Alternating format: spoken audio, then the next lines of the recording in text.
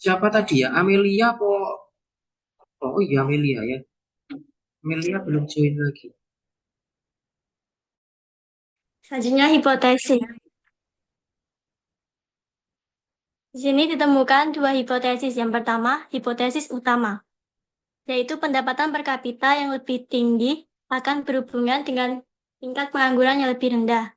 Secara teori, daerah dengan pendapatan yang lebih tinggi seringkali memiliki lebih banyak peluang kerja dan ekonomi yang lebih stabil, sehingga tingkat pengangguran cenderung lebih rendah. Asumsinya, pendapatan per kapita yang lebih tinggi menciptakan lebih banyak lapangan pekerjaan dan mengurangi pengangguran. Yang kedua, yang kedua, hipotesis alternatif, yaitu tidak ada hubungan signifikan antara pendapatan per kapita dan tingkat pengangguran. Di sini mungkin ada faktor lain yang mempengaruhi pengangguran seperti kebijakan lokal, sektor ekonomi dominan, atau faktor eksternal lainnya yang tidak terhubung langsung dengan pendapatan per kapita. Selanjutnya, data yang saya gunakan yaitu hubungan antara pendapatan per kapita dan tingkat pengangguran di Indonesia pada tahun 2022. Bisa dilihat di sini datanya. Selanjutnya, hasil visualisasi menggunakan grafik scatter plot. Di sini, hubungan antara pendapatan per kapita di sumbu Y dan tingkat pengangguran pada sumbu X. Analisis hasil scatter plot. Berikut adalah analisis awal tentang hubungan antara pendapatan per kapita dan tingkat pengangguran di berbagai provinsi di Indonesia pada tahun 2022. Ditemukan yang pertama, hubungan negatif. Indikasi hubungan negatif antara pendapatan per kapita dan tingkat pengangguran. Pada umumnya, semakin tinggi pendapatan per kapita, semakin rendah tingkat pengangguran di daerah tersebut. Misalnya, di Jakarta dengan pendapatan per kapita yang sangat tinggi yaitu 15 juta, memiliki tingkat pengangguran yang lebih rendah, sekitar 4%. Yang kedua, ditemukan distribusi data, yaitu provinsi dengan pendapatan lebih tinggi seperti Jakarta dan Bali cenderung memiliki tingkat pengangguran yang lebih rendah, sedangkan daerah dengan pendapatan per kapita yang lebih rendah seperti Sumatera Utara dan Sulawesi Selatan cenderung memiliki tingkat pengangguran yang lebih tinggi. Kesimpulannya, meskipun secara umum pendapatan per kapita yang lebih tinggi berhubungan dengan tingkat pengangguran yang lebih rendah, terdapat pengecualian seperti di Bali dan Riau, di mana pengangguran tetap tinggi meskipun pendapatan tinggi.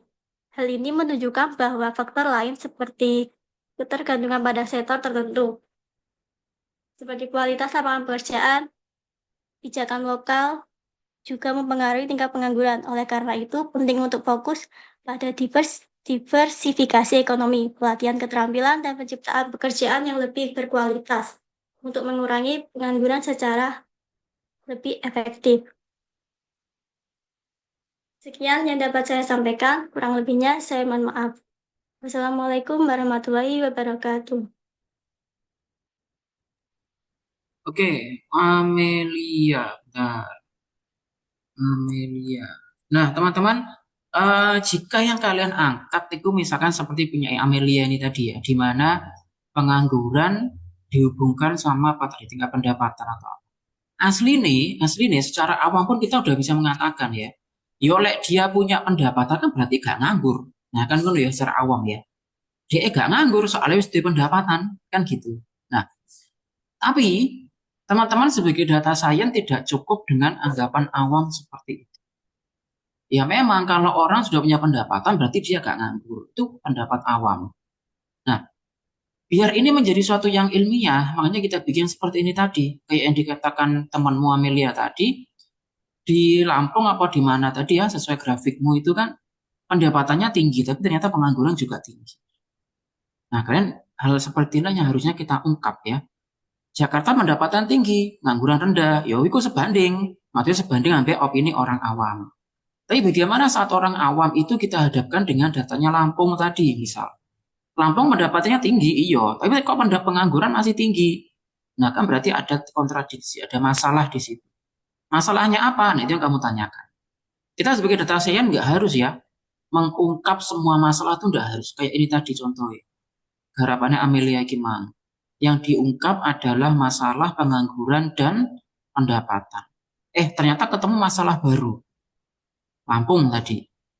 Pengangguran tinggi pada pendapatan juga tinggi. Nah, itu masalah baru. Tidak harus kita ungkap sekarang. Biasanya kalau kita di data science mengatakan kalau misalkan kita lagi conference atau penerbitan jurnal, ya kita katakan ditemukan masalah baru. Nah, masalah baru itu silahkan boleh diteliti oleh orang lain atau boleh diteliti oleh peneliti lain atau kita gunakan sebagai penelitian kita selanjutnya. Nah, gitu ya. Makanya di situ, makanya orang data science itu mesti ono aja yang dipikir ya karena satu hal ketemu, ketemu lagi dengan hal-hal yang lain. Ya kayak gini lah ya skemanya atau miniaturnya kayak yang dikatakan temanmu tadi. Tidak apa-apa, semakin banyak hal yang ditemukan itu semakin seru. Nanti kamu skripsinya juga gitu. Lu skripsi gue kan ingin mengungkap ini. Lu kok malah ketemu masalah baru lagi. Makanya ono istilah batasan masalah. Ono yo, jangan terlena. Ada masalah baru semuanya kamu ungkap. Wah, agak rampung-rampung skripsimu ya. Ini dibatasi. Oke, untuk Amelia sudah cukup. Silakan. Jika ada yang lain lagi,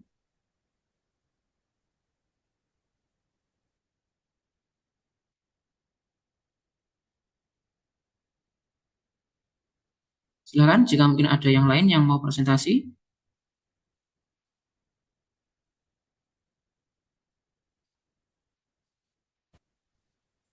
Minta izin saya untuk berpresentasi kali ini. Agus Arif. Ya Gus, Agus.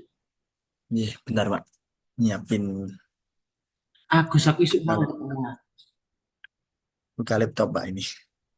Lah ya apa kita lagi dibuka laptop itu loh warna presentasi kok. Udah Pak, udah dibuka cuman nah ini share. Wes bisa, share screen bisa. Siap. Udah kelihatan Pak Gus, GCR-mu kurang rampung, Gus. Kok setelah presentasi dirampung ke GCR-nya? di GCR. GCR setelah presentasi nanti dikumpulkan di GCR. Oh iya, siap Pak. Ya, silakan. Sebelumnya, Assalamualaikum warahmatullahi wabarakatuh. Di sini saya akan menganalisis hubungan antara, mempresentasikan analisis antara hubungan antara rata-rata lama sekolah dan pendapatan per kapita.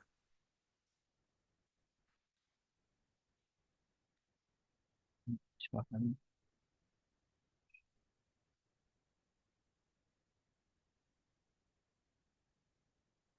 Nah, sebelum kita melihat di sini, kasus dan variabel yang ini adalah kasus rata-rata lama sekolah dan pendapatan per kapita yang ada di variabel ini. Nah, hipotesis di sini belum melihat hasil analisis. Saya membuat sebuah hipotesis yang hipotesis pertama adalah tidak ada hubungan signifikan antara rata-rata lama sekolah dan pendapatan per kapita. Dan hipotesis kedua yang hipotesis alternatif adalah ada hubungan signifikan antara kedua itu ada antara rata-rata lama sekolah dan pendapatan per kapita. Nah, data yang digunakan di sini saya mengambil dari apa namanya data statistik Indonesia itu BPS Badan Statistik Indonesia. Saya cantumkan di sini. Nah, di sini saya melakukan analisis dengan menggunakan scatter plot untuk memahami hubungan antara RLS dan pendapatan per kapita. Di sini sumbu X menunjukkan rata-rata lama sekolah dan sumbu Y menunjukkan data per kapita. Sedangkan titik-titik di sini menunjukkan apa namanya provinsi di Indonesia. Garis ini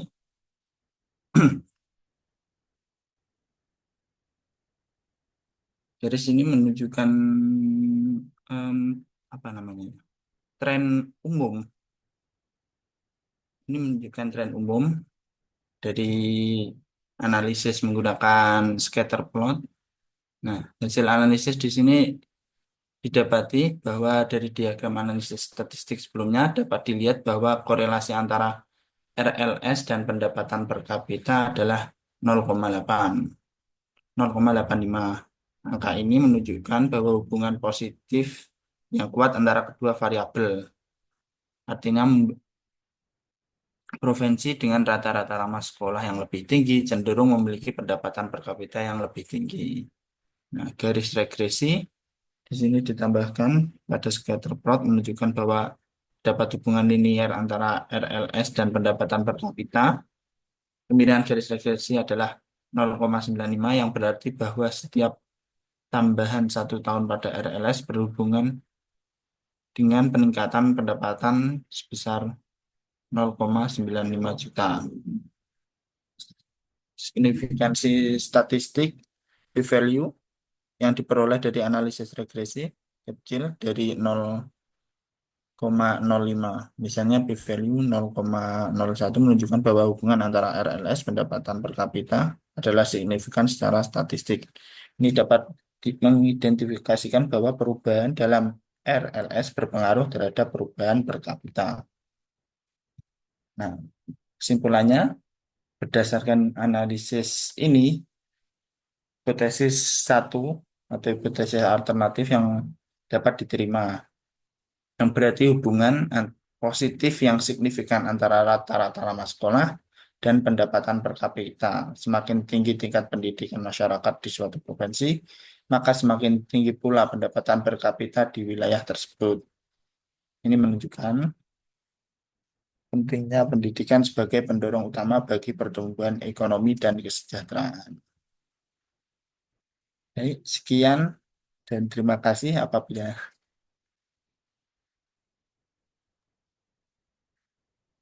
Oke, coba itu tadi Gus, apa?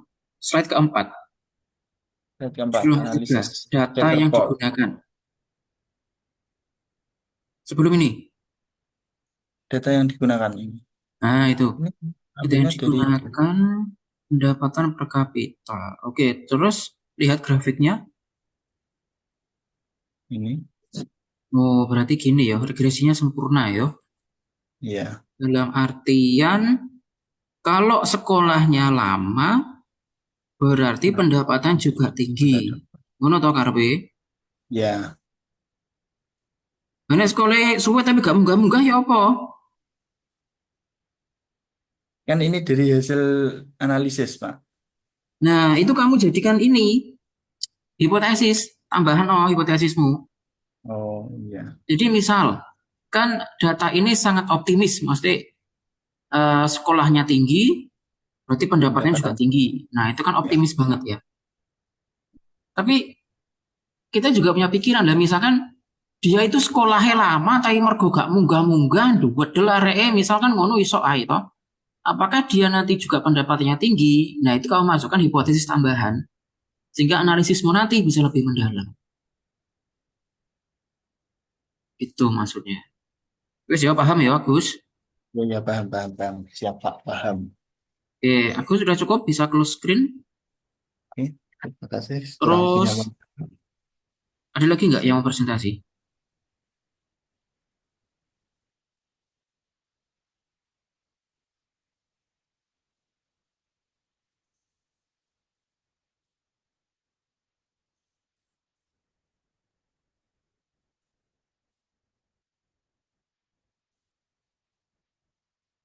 Margaret sudah, Eka tadi sudah ya. Eka sudah, Agus, Amelia, Rikza, Ibat. Ayo siapa? Rikza apa Ibat yang mau presentasi lagi? Silahkan.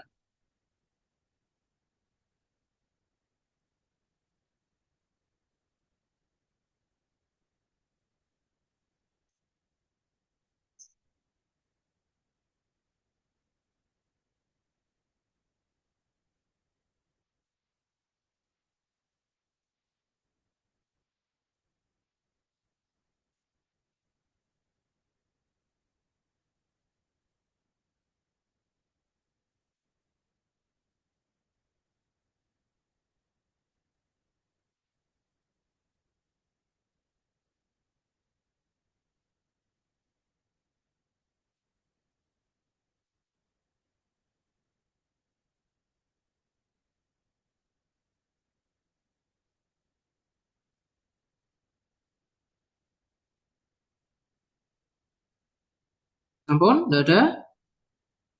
Oke, kalau nggak ada ya sudah nggak apa-apa. Tadi yang sudah presentasi dicek lagi di GCR, minimal sudah mengumpulkan ya. Jadi nanti saya bisa menilai kalau di GCR tidak ada dikumpulkan ya nanti ya maneman sudah presentasi tapi nilaimu gak ono. Baik, kalau begitu jika sudah cukup, sudah tidak ada lagi yang mau presentasi, kita akhiri kelas ini ya. Terima kasih atas kehadirannya hari ini. Saya akhiri dulu kelasnya dan wassalamualaikum warahmatullahi wabarakatuh.